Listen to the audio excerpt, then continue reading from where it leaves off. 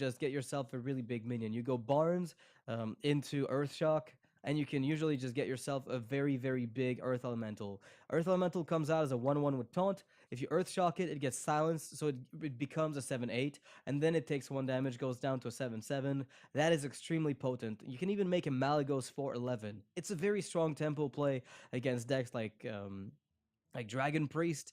Those plays are insane, and you still have the board clears that you want in this type of deck and enough healing to sustain yourself against aggro.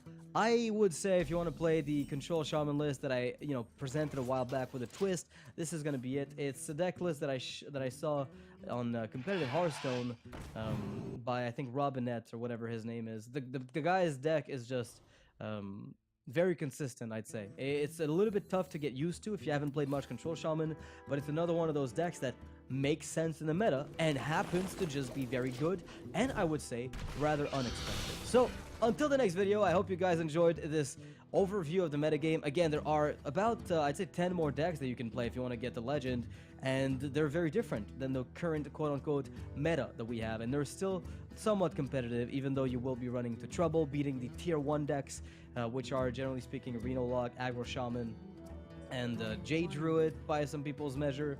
But again, that's depending on you. I think Miracle Rogue is much better than Jade Druid, although a lot tougher to play. Until the next video, you guys have a nice one, and may the fun and the luck be with you.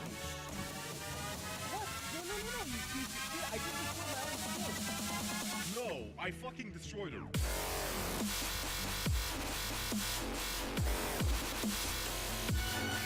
Piece of shit.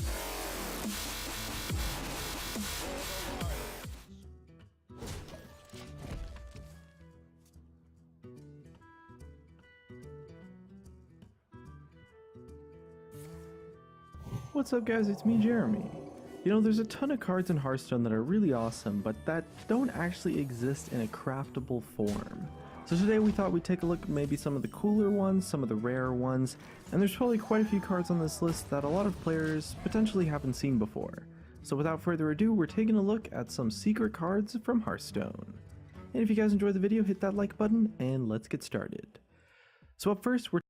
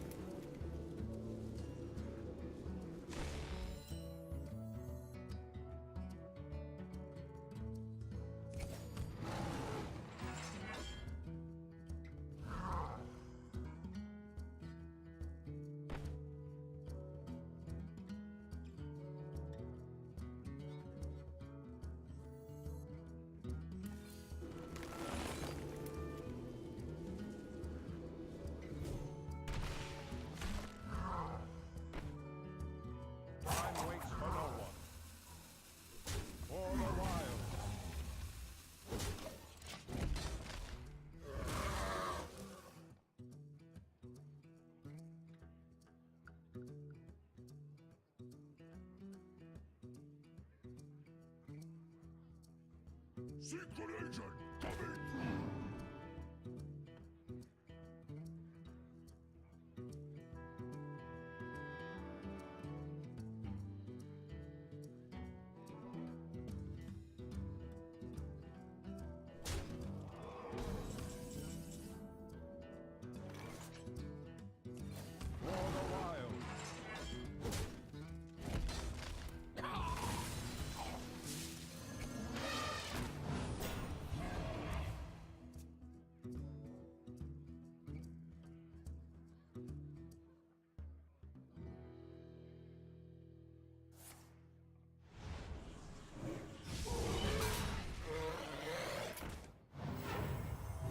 I can see.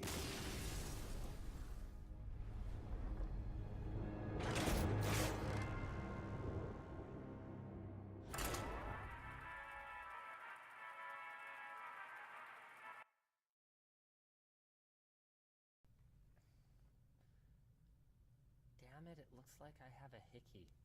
But it's actually just me scratching my neck right before the show started.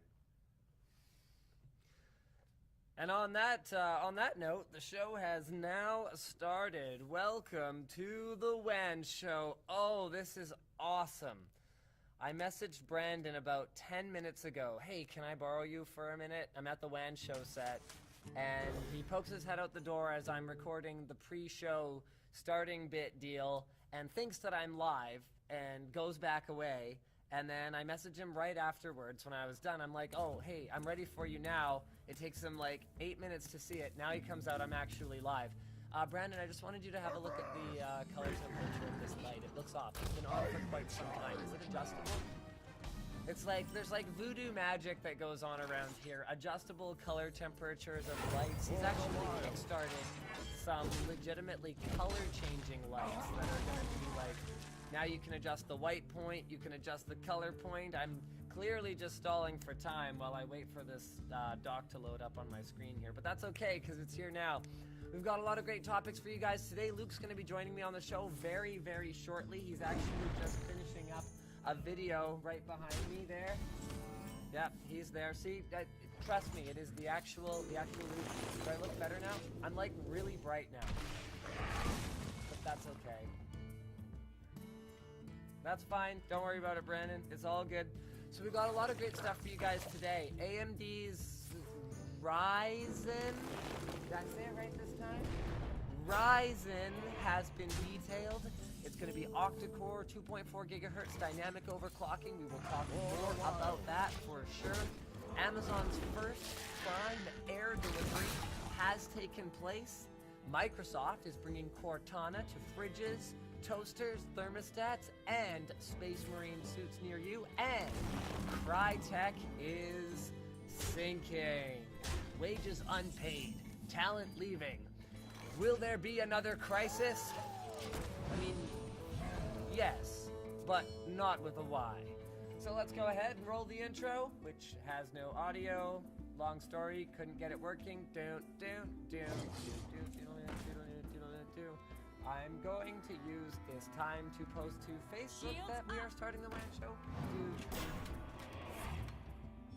Only audio in the left channel? How does that work? How do these things change? Who changes these things?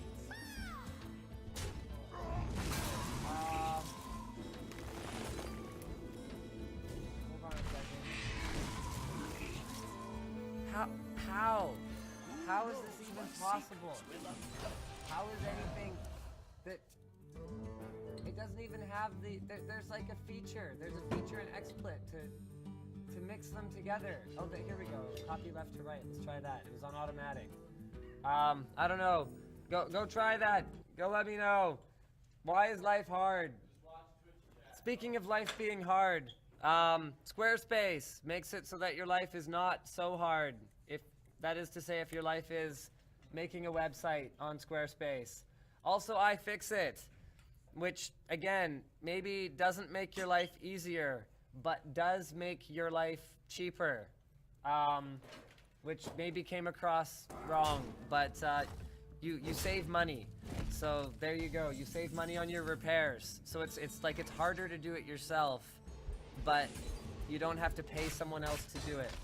But it's easier than if you didn't have the necessary to. You know what? I give up. Let's just cancel WAN show this week.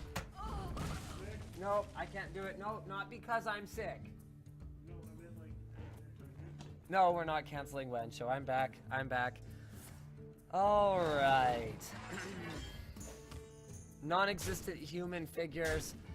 His or her left ear is now more used than his or her right ear. You know what? I take no responsibility for any of that. Brendan, I think it looks fine.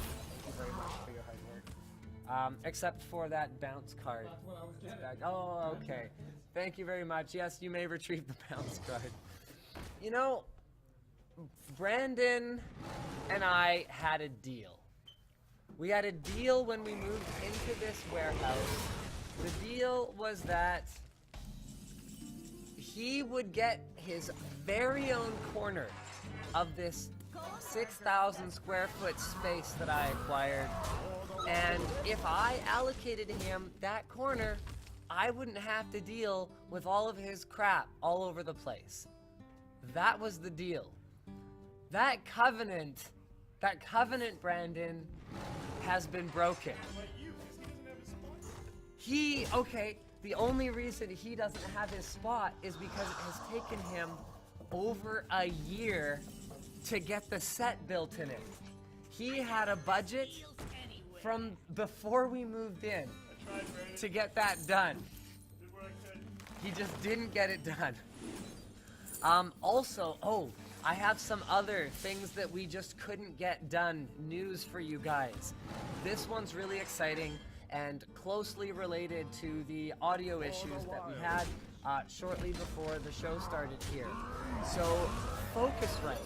I don't know if you're familiar with them, but they make, we actually have one of their doodads here, and the only reason we're not using it is because we've had issues with our compressor and the microphone that we've had hooked up to it. Anyway, Focusrite reached out to us, and this is kind of funny. They reached out about doing a review of some of their gear, and I kind of went, you know what? I don't think that it is going to carry a lot of credibility if I come in and start reviewing like professional audio gear. And they're like, My oh, mic setup is like pretty good. yeah, you know what? So Get out of here. You're supposed to be not on the show right now. So they're like, oh, why is that? And I go, well, you see, we've got this live show, and we can never get the audio working, and it's taken literally years. And they kind of go, oh, well, we could help you with that. And I'm like, well, heck yeah. So the plan right now is for them to come down here next week, and we are going to share with you guys all in one video everything that we've done to improve WAN Show over the last little bit here. So the new capture cards, you've noticed actually for the last couple of months we haven't had any capture issues. The new lighting setup that we've got, actually the lights themselves didn't change, but it's really quick to set up now, which is pretty freaking cool. We are completely redoing the WAN Show computer. So Corsair's giving us a new case, and we're gonna like do up the WAN Show PC. And finally, Focusrite is coming in to, they are actually sending technicians, not just gear. They were like, yeah, we can send you all the gear you want. And I'm like, that's great. We have gear. That's really not the problem. So they are sending us actual techs, either one or two, to come and not just set everything up for us, but actually show us how it all works. So I'm super duper excited, and it is going to be freaking awesome. And with all these improvements, says John D03, why is the show still late? Well, today the show is late because I had the brilliant idea of not working on the video I was supposed to be working on today, which is a review of the Asus G20, which is freaking awesome so far. I mean, review's not out. Take this as early impressions, okay? So let me just bring this. I thought I had the page up already. Yeah, here it is. Let's go ahead and screen share here. So this puppy right here. So take this as the early impressions that it is. The G20CB. Man, their names suck. But it's really small, about 10 liters, I think, 9.5 liters. It's got a Core i7 6700 in it, and the model I've got has a GTX 1080 with 512 gigs of SSD storage and 1 terabyte of hard drive based storage, and it is unbelievably quiet for all the performance they have managed to pack in that tiny little enclosure. I'm really, really impressed so far. Anyway, so instead of working on that, I was like, you know what would be cool? If I could find a way to get OS X Sierra running on a legitimately powerful laptop. So I was like, I'm gonna try and Hackintosh a laptop today. And I ran into a wide variety of problems. Everything from Apple's download server being so slow, it took me an hour to download OS X Sierra on a gigabit connection. So there was that. yeah. There was the I'm doing it through Unraid. I'm actually doing it through a VM Yeah. because Which might actually be easier for yes. So I found a like step-by-step guide, which is pretty much what I need to do any Hackintosh stuff because I'm not an experienced Hackintosher. you. The last time we did a Hackintosh thing, I very closely followed a step-by-step guide and still had problems. Yeah. So, what were some of the other problems I had today? Oh yes, right. So the guide was based on creating the Sierra installer on Yosemite, I believe, or El Capitan or something like that. So the disk utility has changed, and then I wasn't able to create the image doing a thing. Anyway, the original image I created was on a 64 gig USB drive. So it was a 64 gig image because I'm an idiot, and like it was one of those I'm in a rush, so I'm doing things that are dumb, and it's not working very well today. Those are always Yeah, not that you'd know anything about that today. Yep. I like. If I'm gonna be under the bus, I'm pulling you down with me, buddy. Oh, that's fair. I was trying to do I'm not gonna tell you exactly what it is, but I was trying to do a video on a laptop thing that I was doing. It included a laptop, and I'm gonna go back and keep working on it now. But the brightness was so low that trying to record it with a camera showed like crazy flickering. And then I was like, I was the genius who came in and was like, hey, why don't we just capture it on a separate device? And then Yeah, it doesn't have an HDMI port. So. VGA. I don't think we have a single VGA capture device. All right, Nope. so get back to what you're doing. All right. Everybody wants me to talk about AMD Ryzen, which is not the same as the Ryzen from Breaking Bad in that it won't kill you. I am gonna start with this. So first of all, let's go ahead and HK05 was the original poster on the forum, and the source for the article here was videocards.com. Here's a bunch of information. I'm gonna kick off with this. That name is terrible. They might as well have brought back Duron, as far as I'm concerned. Nobody is going to pronounce that Ryzen. It's Risen. Why are you, and like, why would you even draw attention to something that your fans have been in denial of for so long? Why would you call the product Risen? Because let's face it, it is not Rising, it is Risen. Why would you call it Risen? That is an admission that you had fallen somewhere. How many people are going to be disappointed about that? Anyway, from the look of things, there's nothing to be disappointed about spec-wise. So we've got, here we go, where's the information on this page? Here we go. So the key info is here.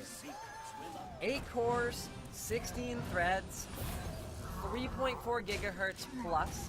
They've done some comparisons, they've done some demos that lead us to believe it is something similar to Broadwell in terms of the performance per clock, which would make this a very compelling CPU if it comes in at the right kind of price. 20 megs of level 2 and level 3 cache, an extended frequency range, so some kind of turbo boost or like GPU boost like technology that will reward users who are cooling the CPU well. Fully automated apparently with no user intervention required, which is pretty cool. Okay, so a bunch of caching stuff, temperature, speed, and voltage monitoring. It adaptively controls all of that stuff in real time for lower power usage. So that's cool. Fine-grained frequency control boost. I mean, the reality of it is there's not a whole lot to say about a CPU other than that, like, yes, it's fast and it's power efficient.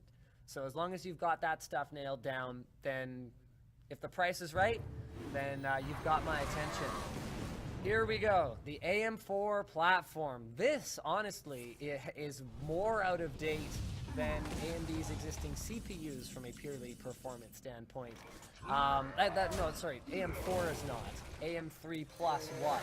I mean, it was still PCI Express 2.0 for crying out loud. AMD has been building GPUs designed to work best on an Intel platform for like 3-4 years now, like a long time. So finally AMD is bringing the platform up to date, DDR4, and it looks like we're gonna get 4 slots there, so dual channel DDR4 by the look of things. PCI Express Gen 3, USB 3.1 Gen 2, so 10 gigabit USB, NVMe SATA Express. I guess AMD didn't get the memo when they were working on AM4 that SATA Express is completely dead in the water, but that's okay, that's okay. They're still not gonna have Intel exclusive technologies like Thunderbolt. But I mean, this is actually almost an entirely separate discussion for WAN Show. Does Thunderbolt matter much? And you can look at a variety of different indicators that tell us what industry leaders think of Thunderbolt.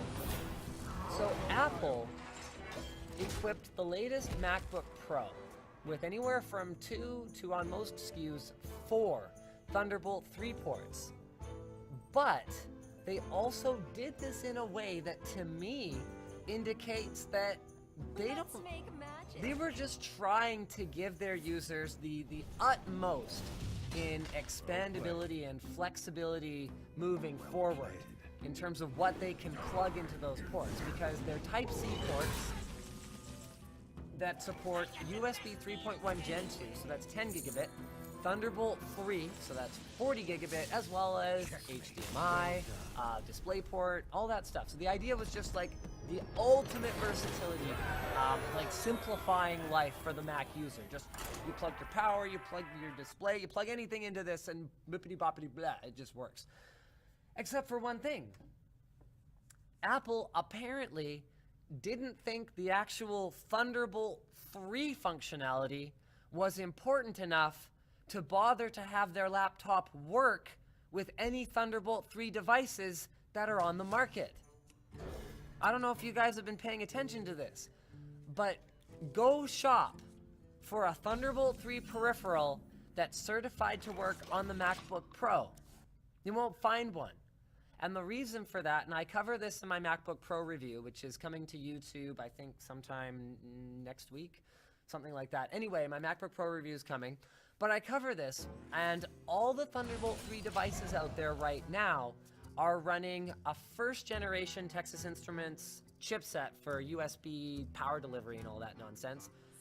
And Apple specifically locked out any devices using that first-generation chipset from working in OS X Sierra on the MacBook Pro.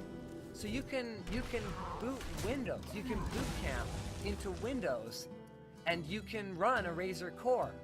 Or we've got an Akitio external drive enclosure that works just fine. You plug it in an OS X, nothing. It doesn't even give you an error. It's not even like, oh hey, so we're a bunch of like buttheads and we decided not to validate for that older controller. I suspect there's a reason. It might have to do with the because it's a power management, like it's a power delivery circuit of some sort. Like it might have something to do with the way that the MacBook charges on any of the ports or something. Or it could have something to do with the fact that I believe it also handles USB connectivity, and it only handles USB 3.1 Gen 1 speeds. Like, maybe it was like, for the most seamless possible experience, everything that works in this port is 10 gigabit USB 3, or I don't know. I'm trying to find a reason for it, but maybe Phil Schiller will post somewhere, he'll talk to The Verge, and he'll say, Linus is an idiot, he got it wrong. There's 1,000 reasons why this makes perfect sense, but it works in Windows, and it doesn't even bother to give you an error message in OS X. So what this means, what I'm coming back to, is Apple apparently thought it was important enough to put on their laptop, but didn't think it was important enough for there to actually be any Thunderbolt devices that plug into it for like weeks after the launch. And maybe they weren't wrong, because I was actually trying to find some Thunderbolt 3 docks because I wanted to do like a roundup or something on Amazon, and that was when I realized there was this whole issue because I couldn't find any. And what I realized was 99% of anything I could possibly want to do on a laptop, even high-speed external storage at 10 gigabit. I mean, we're talking 1 gigabyte per second. There's nothing. 8K red footage doesn't require more than 1 gigabyte per second to a nice high-performance USB Type-C SSD. There's nothing that requires this. And why would you want to plug anything into it that wasn't first-party Macintosh anyways? Really? You came onto the show to contribute that. Why are you even here? Why even bother? I'm bringing the hardcore arguments, okay? So anyway, everything else. So there's my dongle that it's not in my bag because I was actually doing something on the MacBook just a minute ago. But I've got a dongle that does SD, micro SD, HDMI, 3 USB 3.0s. That is actually sweet. And power in, pass through. And I'm sitting here going, so that's like all the I/O that I would have already had on like a laptop that has I/O, just like that. Plus And I've got 3 more. Yeah, plus this doesn't even have an SD card reader. Or Ethernet. And I've got 3, oh yeah, it has Ethernet too. It's a really cool adapter. I'm gonna have a video coming anyway. And I've got 3 more that I can plug in, like a Type-C to DisplayPort, or a Type-C to another DisplayPort. Bam, now I've got dual external monitor. I've still got 1 more.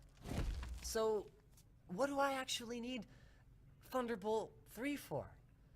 And so I guess Apple kind of had the same thought, is like, what is this actually for? What, 99, I would even say 0.5% of users are ever gonna plug into a MacBook Pro is handled just fine by USB. So bringing it all the way back to AMD's platform not having support for Thunderbolt 3, does that matter? Remains to be seen, but I would speculate that it will only affect some very, very niche edge cases, and most people won't care. The main one for me on a laptop is support for an external GPU, because I think that's the future. As the price comes down for those external GPU enclosures, I mean, Alienware's is only a couple $100. And That's they a get less screwed up. lot more reasonable, and the intercompatibility gets way better. That, to me, is how people are gonna game in the future. It's just like, we're not there yet, so In total, yeah. you think everyone's going to be on laptops with external GPUs? I think to make a prediction like everyone will do anything would be shooting myself in the foot. Right.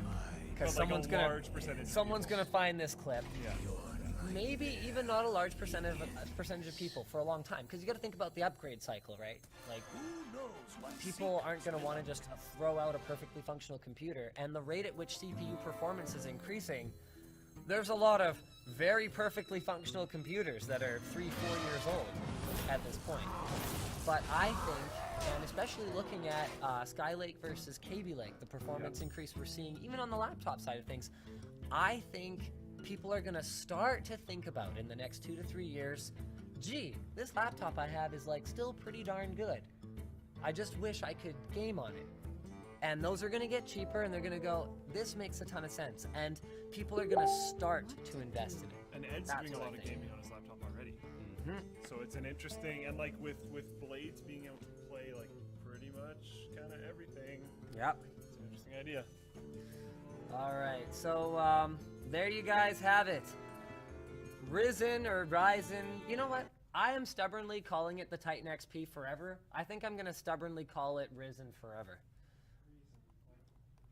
I think I'm gonna commit to that. So you guys let me know in Twitch chat if you hate that, but I don't think any of you will. I think you guys are probably gonna be with me on this one. All right, what other important topics do we have today? The iPhone 6s reportedly explodes post-charging. The original article here is from yahoo.com. That is a super big bummer for Nick Light, who just bought my old iPhone 6S off me. What a loser. And it's pink. Oh, I hate that guy.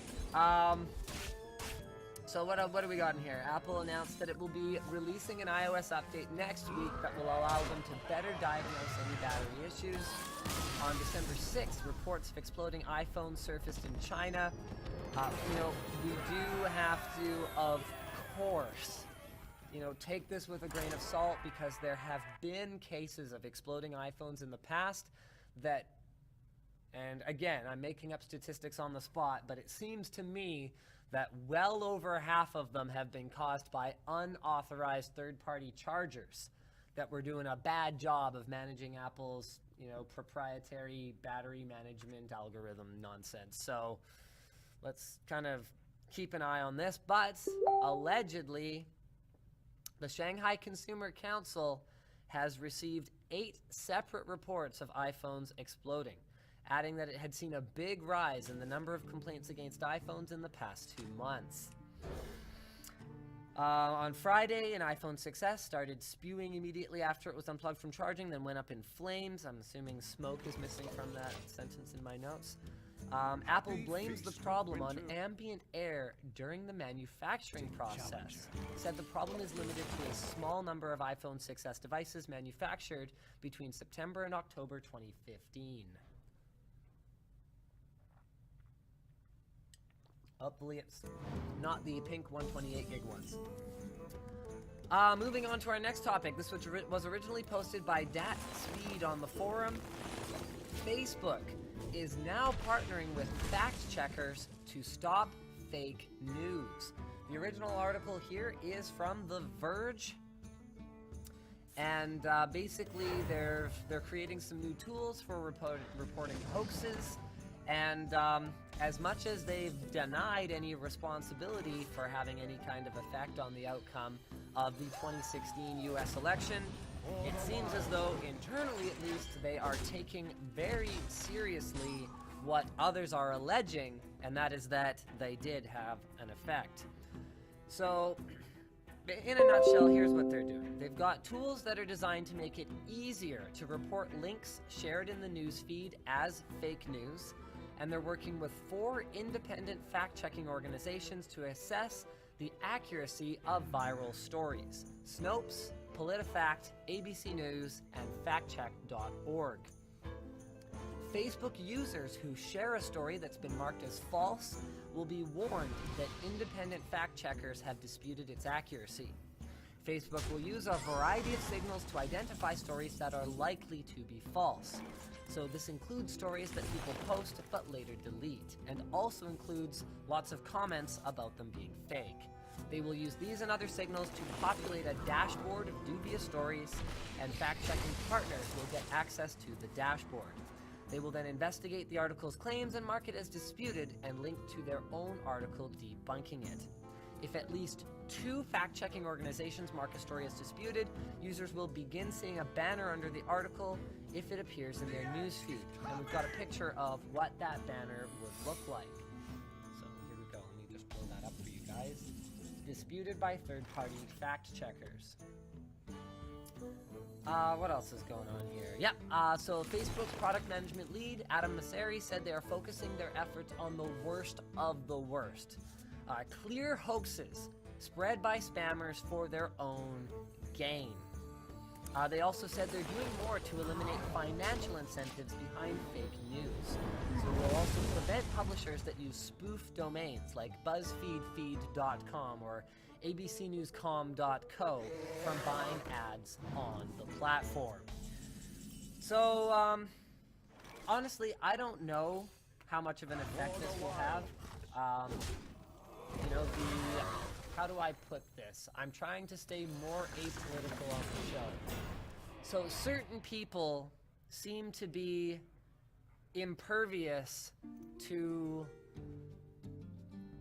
here, I'll put it in quotes, facts presented by outlets that they have been convinced somehow are out to lie to them about everything. And you know what? depending on which way your political leanings go, you could interpret that from either side. So I think I've stayed fairly safe here. But basically, it's a well-established phenomena that's going on right now. Phenomenon, yeah, it's just one. That there are these echo chambers on the right and the left, and that no one seems to, even if sort of a untrustworthy news source on one side or the other were to say something that was factual, there's this inherent distrust that exists. So I sincerely doubt that any kind of warning under an article in a newsfeed would really do much of anything to cause the reader to not believe it. And if anything, I think this is just going to create anger towards Facebook for being part of the left-wing liberal media, dishonest, whatever. Or the other side, as it were, if there are fake stories that, if someone's feed is just full of a bunch of stuff that Facebook's flagging as news, as fake, and they trust all these news sources, I think it's going to create distrust towards Facebook as opposed to the other way around. But I would love to be wrong about this. So, yeah. Yeah, got a lot. Twitch chat is, wow, Twitch chat is not encouraging me. They are basically, they're basically going, yep, sounds about right. People are gonna believe what they want to believe. So there's that. Yeah, we've got people saying, hey, if it's worthy of being flagged as clearly fake, it should be removed. But then you're gonna have, the free speech, the people who don't quite understand the difference between the right to free speech and the right to say whatever you want in a private forum. You're gonna have those people raising heck and all that stuff. So this is a great question. What about the Onion? Wow, it's a great question. Like, I personally probably wouldn't click on a satirical news story like something that the Onion would produce if it was flagged as fake news. Do they classify satire separately? Could fake news outlets hide behind satire?